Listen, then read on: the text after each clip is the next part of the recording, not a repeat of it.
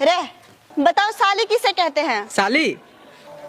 हाँ मैडम जी, अपन बीबी के बहन को साली कहते हैं। बहुत सारे बुद्धिजीवियों के अनुसार साली आधी घरवाली होती है। जब साली जीजाजी बोलती है तो आत्मा तृप्त हो जाता है, तुरंत उसे पिज्जा खिलाने का मन करता है। बीबी जब पास बैठी होती है तो ऐसा लगता है कि चुड़ैल पास बैठी है, लेकिन जब साली पास बैठी होती है तो ऐसा लगता है कि हम जन्नत का सैर कर रहे हैं।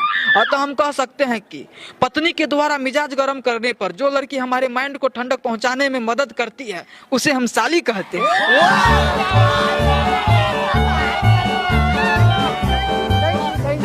वाह भैया, हमरो शादी करने का मन कर रहा है, 2 चट्टा साली भी मिल जाएगा। अरे साला, अभी तू बच्चा है, ब्याह करने लगना ही है। बताइए मैडम जी, हम बच्चा है, अब ब्याह कर देगा तो तुरंत 2 बच्चा पैदा कर देंगे। दूसरा सवाल पूछती हूँ। पूछिए मैडम जी। पत्नी किसे कहते हैं? मैडम जी, ससुर की बेटी को पत्नी कहते हैं। पत्नी एक ऐसी प्राणी है जिसके सिर्फ घूरने मात्र से टिंडे की सब्जी में भी पनीर का स्वाद आ जाता है। पत्नी के आते ही पति बेचारा कई कलाओं में परिपूर्ण हो जाता है, जैसे बर्तन धोना, कपड़ा धोना, खाना बनाना इत्यादि। पति बेचारा दिन रात बैल की तरह मेहनत करके 1-1 रुपया इकट्ठा करता है और पत्नी पाउडर, लिपस्टिक इत्यादि में पैसा खर्चा करके पति को कंगाल बनाने में कोई कसर नहीं छोड़ती है। पत्नी जब अपने पति के पास जब कभी भी किसी प्रकार का इच्छा जताती है और उस इच्छा को पतिदेव पूरा नहीं कर पाता है, तब उसके लिए काफी खतरनाक परिस्थिति पैदा हो जाता है और इस परिस्थिति से कभी कभी पति बेचारा बाहर भी नहीं निकल पाता है। अंततः वह पागल भी हो जाता है। पत्नी इच्छाधारी नागिन की तरह होती है और वो अपने पति को अपनी इच्छा के अनुसार काम करने के लिए मजबूर कर देती है। अतः हम कह सकते हैं कि पति को पागल करने का सभी गुण जिस औरत में मौजूद हो उसे हम पत्नी कहते हैं।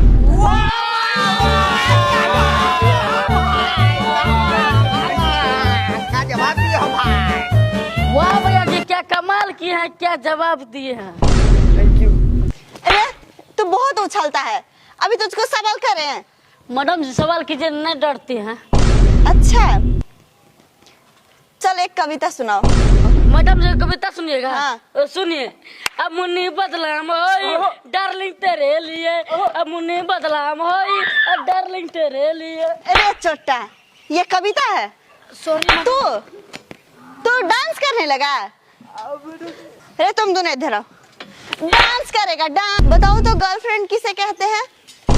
मैडम जी, गर्लफ्रेंड एक ऐसी प्राणी है जिसे सिर्फ अमीर लड़के ही अफोर्ड कर सकते हैं। अगर इसमें गलती से गरीब लड़का फंस जाता है तो उसे गर्लफ्रेंड का खर्चा मैनेज करने के लिए घर का गेहूं चावल तक बेचना पड़ता है। कभी कभी गर्लफ्रेंड मोबाइल का मांग कर देती है।